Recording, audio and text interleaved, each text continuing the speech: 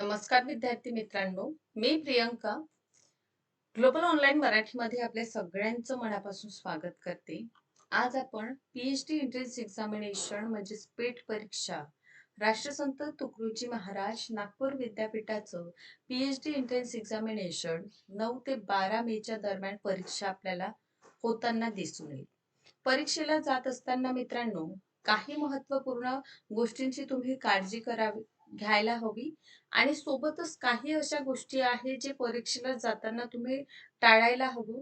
त्या चुका करू नये जेणेकरून तुमचं जे रिझल्ट असेल ते नक्कीच व्यवस्थित येईल आणि पेट परीक्षा क्वालिफाय करून तुम्ही 100% पी-एच-डी करू शकता. आता ह्या कुठल्या महत्त्वाच्या बाबी आहेत जे आपल्याला एक्झामिनेशनला जाण्यापूर्वी लक्षात घ्यायचं आहे? हे आपल्याला जर जाणून घ्यायचं आहे, तर आजचा पर्टिक्युलर संपूर्ण सेशन आपल्याला बघायचा आहे. जेणेकरून ह्या सगळ्या महत्त्वाच्या सूचना तुम्ही लक्षात घ्या. काय करावं, कसं सोडवायचं आहे पेपर, हे जाणून घेतल्यानंतर तुम्हाला परीक्षेमध्ये खूप सोपं जाईल सगळ्या गोष्टी हँडल करण्यामध्ये. सोबतच मित्रांनो, जर आपण पेट परीक्षा देत आहात आणि संपूर्ण आपला अभ्यास अद्यापही झालेला नाही, आतापर्यंत जर आपला अभ्यास झालेला नाही, तर आपल्या सगळ्यांसाठी रिसर्च मेथोडॉलॉजी हा सेक्शन ए आहे, जे परीक्षेमध्ये 50 गुणांकरिता आपल्याला विचारलं जाणार आहे. तर हे 50 गुण स्कोअर करण्यासाठी 3 दिवसीय क्रॅश कोर्स अवेलेबल आहे. याची फीज 899 आहे. हा क्रॅश कोर्स पर्टिक्युलर आपलं सुरू होत आहे. आजपासून आपलं क्रॅश कोर्स सुरू होत आहे. 6 मे, 7 आणि सोबत 8 मेला 3 दिवसामध्ये संपूर्ण रिसर्च मेथोडॉलॉजी कव्हर होईल.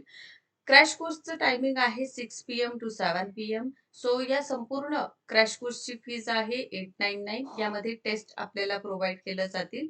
लाईव्ह पूर्ण सेशन तुम्हाला क्रॅश कोर्स रिसर्चचं प्रोव्हाईड होणार आहे. सोबतच आपल्या सगळ्यांसाठी मॉक टेस्ट आणि नोट सुद्धा आहे, जेणेकरून तुम्ही 3 दिवसामध्ये संपूर्ण रिसर्च मेथोडॉलॉजीचा अभ्यास करू शकता. बघा हे नंबर्स आहे, यावर कॉन्टॅक्ट करा आणि कोर्सला जॉईन करा. काय गोष्टी किंवा काय असं इन्स्ट्रक्शन आहे तर बघा, आपलं जे सर्वप्रथम ऑनलाईन परीक्षेचं हॉलमध्ये प्रवेश दिला जाणार नाही जर आपल्याकडे प्रत नाही. हॉल तिकीट असल्याशिवाय आत जाऊ देणार नाही. त्यामुळे सगळ्यांनी लॉग इन आयडीचा वापर करा आणि पी-एच-डी सेलचं जे ऑफिशियल साईट आहे आर-टी-एम एन-यू त्यावर जाऊन लॉग इन करून आपलं जे ॲडमिट कार्ड आहे त्याचं झेरॉक्स करून घ्या. त्यानंतर ऑनलाईन परीक्षेला सुरू होण्यापूर्वी परीक्षा केंद्रावर 1 तास पूर्वी आपल्याला हजर राहायचं आहे. ठीक आहे. हे प्रवेशपत्र समोर सुद्धा तुम्हाला व्यवस्थित ठेवावं लागेल. प्रवेशपत्रावर विषयाचं नाव, शाखा, सूचना व्यवस्थित दिलेल्या आहे, तर ते तुम्ही काय करा, बघून घ्यायचं. सोबतच परीक्षेमध्ये सेक्शन ए 90 मिनिटं दिलं जाईल आणि सेक्शन बी जे आहे हा देखील 90 मिनिटांकरिता आहे. सेक्शन ए हा रिसर्च मेथोडॉलॉजी आहे आणि सेक्शन बी हा आपला सब्जेक्टिव्ह असेल. ठीक. सो 90-90 मिनिट असं दिलेलं आहे आणि सोबतच उमेदवाराने नमूद केलेल्या वेळेतच परीक्षा पूर्ण करायची आहे आपल्याला. सोबतच उमेदवाराने माऊस आणि कीबोर्ड वापरून संगणक कसा चालवायचा हे माहीत असले पाहिजे. सोबत तिचे इन्स्ट्रक्शन सुद्धा आपल्याला दिल्या जातात. कुठलंही मोबाईल किंवा इलेक्ट्रिक गॅजेट जे आहे ते सोबत नेऊ नका. इलेक्ट्रिक जे असं डिजिटल वॉच असतं ते सुद्धा तिथे चालत नाही बरं. उमेदवारांना परीक्षेत असताना कोणत्याही इतर वेबवरील ब्राउझर ओपन करण्याची परवानगी नसतं. सोबतच आपल्याला काय करायचं आहे, आ, आवश्यक प्रश्न क्रमांकावर त्यावर क्लिक करून जायचं आहे आपल्याला आणि तुमचं उत्तर तुम्ही पटकन सेव्ह करायचं, नेक्स्ट करायचं आणि समोर जायचं. नेक्स्ट केल्याबरोबर समोरचा प्रश्न तुम्हाला समोर दिसून येईल. सबमिट बटनवर क्लिक केलं म्हणजे सेव्ह नेक्स्ट केलं की आपोआप समोरचा प्रश्न तुम्हाला दिसून येतं. इन केस जर इलेक्ट्रिसिटी बंद वगैरे झाली, तर तुम्हाला पुन्हा लॉग इन तुम्ही करू शकाल आणि पुन्हा परीक्षा जी आहे ती सुरू ठेवू शकतो. ठीक आहे. उमेदवारांना विनंती करण्यात येते की आपला फोटो प्रवेशपत्र वर चिकटवावे. ठीक आहे. जे तुम्ही ॲडमिट कार्डचं झेरॉक्स काढणार आहात त्यामध्ये एक फोटो सोबत ठेवा.